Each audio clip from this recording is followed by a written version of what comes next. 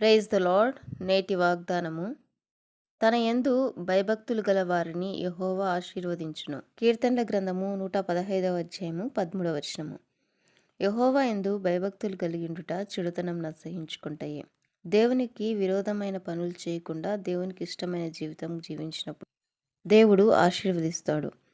ఆశీర్వాదంనకు వారసులుగా ఉండుటకు మనలను దేవుడు పిలిచాడు కనుక చెడుతనంను విసర్జించి మంచివారుగా దేవుని దృష్టికి యథార్థంగా యథార్థంగా ప్రవర్తించే వారికి దేవుడు ఏ మేలును చేయకమానడు. యోబు యథార్థవర్తనుడును న్యాయవంతుడినై దేవుని యందు భయభక్తులు కలిగి చెడుతనము విసర్జించినవాడు. తన జీవితంలో భయంకరమైన శ్రమలు కలిగినప్పటికీ యథార్థతను విడిచిపెట్టలేదు. యెహోవా అతని క్షేమస్థితిని మరలా దయచేసెను. యెహోవా యోబును మొదట ఆశీర్వదించినంతటి కంటే మరి అధికంగా ఆశీర్వదించెను. కనుక దేవుని దృష్టికి యథార్థంగా జీవించాలి. ఆయన నిబంధనను గైకొనుచు తన కట్టడలను అనుసరించి నడుచుకుని వారి మీద, యెహోవా యందు భయభక్తులు గల వారి మీద ఆయన కృప యుగయుగంలో నిల్చును.